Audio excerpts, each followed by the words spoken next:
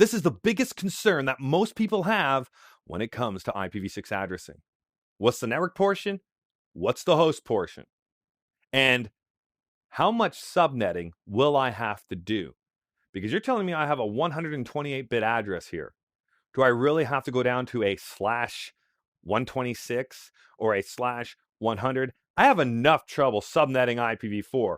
And now you want me to play around with even more bits that are in hexadecimal format? No, I don't. I really don't. I want your life to be as easy as possible with IPv6. So what we're typically going to do is we are going to deploy everywhere in our organization /64 networks. That's right, /64 networks, which means our network ID is 64 bits long, and our host portion, which is known as the interface ID with IPv6, is also 64 bits long. So that means every single one of our networks can support 2 to the power of 64 devices. I'm going to let you pull up a calculator and figure out what 2 to the power of 64 is. Go ahead and do it. Pause the video right now. Pull out your calculator. Figure out what is 2 to the power of 64. That's how many possible devices you will have in each of your networks. And now you're yelling at me, right? I bet you're yelling at me right now saying, but that's a lot of wasted addresses. Because according to IPv4, we typically want no more than 254 devices inside of our network. Is that also true with IPv6? Yeah, it is. It definitely is. What? I'm serious. So out of the possibility of 2 to the power of 64 devices, we're only really going to use 2 to the power of 8 of those addresses. That's it. That's all. Nothing else. So what happens to all the other addresses? Throw them in the garbage can. That's right. I'm serious. So what about all this discussion with IPv4? Save, conserve, subnet, all that, VLSM. Yeah, no, don't worry about it.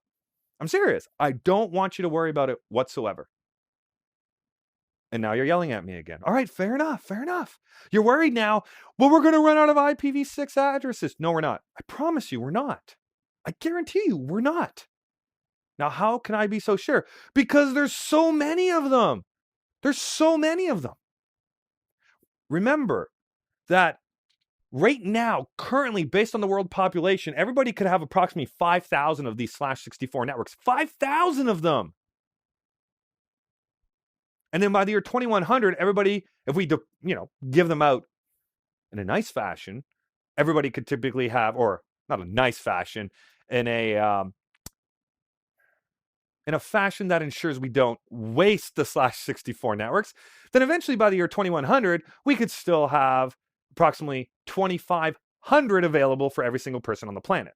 Well, I personally don't need 2,500 /64 networks that each can support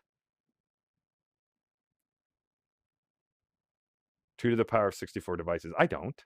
So I'm only going to need one, which essentially frees up a ton of them to give out somewhere else. Now, that's personally for me as a home user. That's right. Me as a home user is going to get /64. What about my corporation, my company? See, this is where things are a little different for a corporation.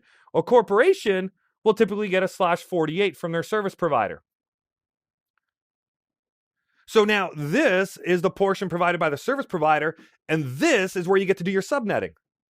That's right. This is where you do your subnetting. So I have 4 hexadecimal characters, which means I have 16 bits in there, 64 minus 48, 16 bits.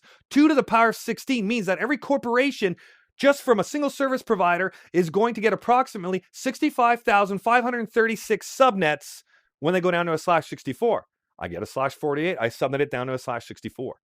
So every corporation ends up approximately getting 65,536 /64 networks that can each support 2 to the power of 64. Wow. That's right. Wow. It's impressive. Very, very impressive. So this is where you're typically going to perform your subnetting. You're not going to do it anywhere else. Nope. Now, maybe your corporation doesn't need a /48. Maybe based on the discussion you have with your service provider, the size you are right now, the potential for growth, you don't need a /48. They're only going to give you a, let's say, maybe a /52 or a /56 or a /40, or sorry, a /60. So maybe they might give you a 52, 56, a 60. Now, why those specific numbers? Because I like to always divide everything up on an equal boundary, right? Why split a hexadecimal character in half? So they'll typically distribute them on a 4-bit basis. So it's either /48 or /52 or /56 or /60, or to home users a /64.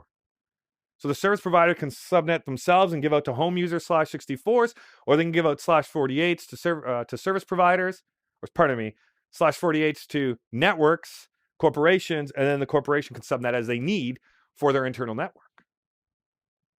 Now, if you really, really, really are concerned about running out and you want to be conservative, the only other option or recommendation that's out there for the industry is you could go with a /126 for what? Point-to-point connection. So point-to-point WAN links using PPP, point-to-point Ethernet connections between routers. So you might want to take one of your /64 networks that you have. So you have 65,536 /64 networks. You could, essentially, if you wanted to, subnet that down to a /126. And then whatever you come up with for the number of subnets there, which would be 2 to the power of 62 subnets. Whew. Yeah, 2 to the power of 62 is whatever number your calculator tells you right now. You'd have that many /126 networks that you can then deploy to the various point-to-point links you have in your organization. So that would be the only recommendation. Just do that once and then deploy all of those /126 around. And then all the end networks where end stations are, your data centers, everywhere else, you go with /64s that are remaining. So you'd still have 65,535 /64 networks that you can deploy throughout your organization. That is the strategy. There will be waste. I guarantee you, I promise you, there will be waste. But I also am extremely confident that we will not run out of IPv6 addresses.